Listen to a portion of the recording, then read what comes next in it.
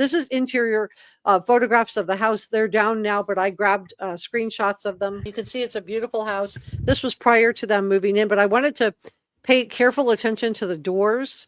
There, to me, it does look like it would be very easy. And I showed you the front door lock that had a key code. Now, whoever went out to the house and broke in, they did also have a doorbell camera. So if that person went in through the front door, the doorbell camera would have picked them up the home, unless they took the battery out of it. But I think that's really interesting.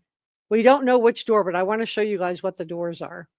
So this is the kitchen. This is just to show you what the points of entry. There's no sign of a big break-in. So in my opinion, this was somebody that had the key code to the house or got the key code. This is the bedroom upstairs. The house is a 4-bedroom, 3-bath home. And let me just show you the other door. So they really were a beautiful couple. So I just want to say, this is Spencer. He volunteered for Big Sister. Some people think that that could be related. This is such a cute picture of them. They just look so cute and so happy together. This is the person of interest, they're calling it. Do you think this is a man or a woman? Let's do a poll. If you think this is a man, put man in the chat. If you think it's a woman, put woman in the chat. If you don't know, just put don't know in the chat. I want to see what you guys think about this. But let's look at the door, because you can see that there is a lock on the front door. This is the police responding, the Columbus Police Department. Now, this is a bigger police department than the Moscow Police. But if you look at this picture, you can see that there is a keypad on that front door. And there's also, if you look to the right of it, you can also see the doorbell camera, just like we had in the Watts case. So did that capture anyone coming up to the front, or did they go around to the back? We don't know yet if there was a keypad on the back door too, but I would imagine that there probably was, because the garage, as I'm going to show you, was located behind the house. We're going to do an overhead panoramic view of the house in just a second. But this is the back door, and the garage is where the realtor is standing to take this picture.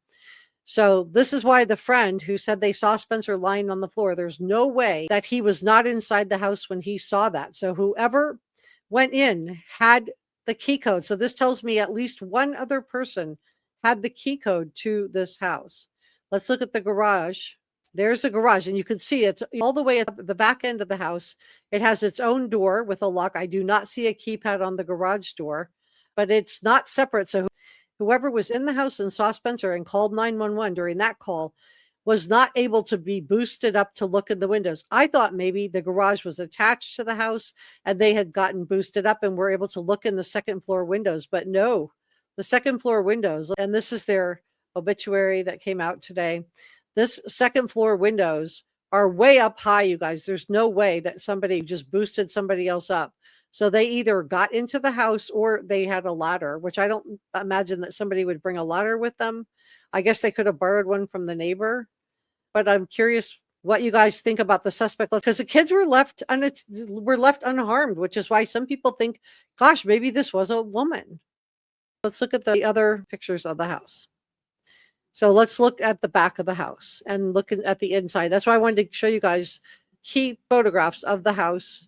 Now, this is before they purchased. This is when the house was for sale by the builder of the home, because I think the Spencers were the original owners. So this is the front of the house. And if you look at the front door, whether you can see the steps leading up to it, you can see it looks like a little Juliet balcony off the front. It's a really pretty house.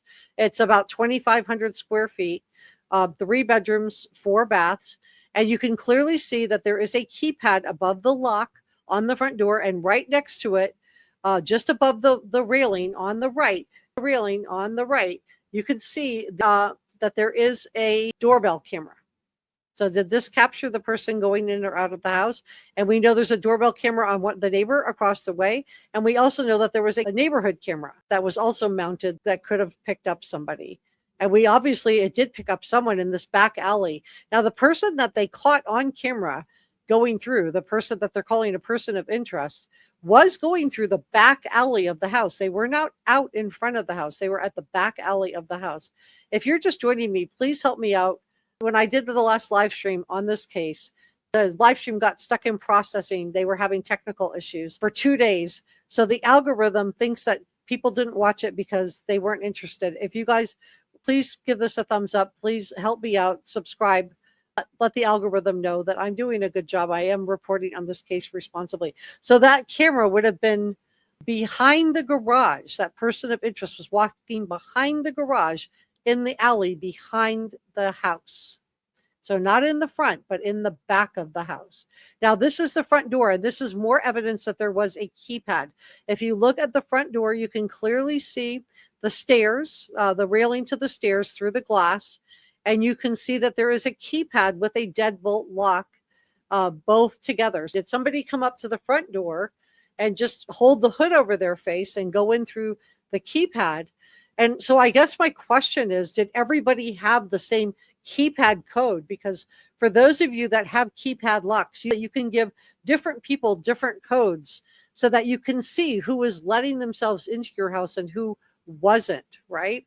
So did somebody use a code? We know whoever did the welfare check that saw Spencer had to have let themselves into the house using that keypad. So we know at least one other person had the code to this house. Who else had a code? And was this a female? So this is the inside of the house. You can see it's a very open floor plan. You can see the front door there is just next to the refrigerator. And then I'm going to show you the back doors. So this is prior to the Spencer and Monique moving in. This is the Juliet balcony that I showed you guys a few minutes ago that face out to the front of the house. This is the Juliet balcony. And again, you can see there's a deadbolt lock, but no keypad, no key code on that door. So the front door had that, which makes sense because this one didn't have stairs, but it does face the front. This is the kitchen. It does have a window. I just tried to bring in anything that could be a potential access point regarding this. You can see the stairs going up to the upstairs. It's a very pretty house, very long and narrow. And this is the bedroom. Again, this faces out to the front of the house. So I'm assuming this is probably one of the kids' bedrooms. But you can see how high up it is. And the reason I wanted to show you this is because you can clearly see that there was nobody going to get up onto that second floor and just peek in the windows. It's way too high. So whoever saw Spencer lying on the floor that made that 911 call was inside the house. So was this a family member or a trusted friend that had access to the house? What do you guys think?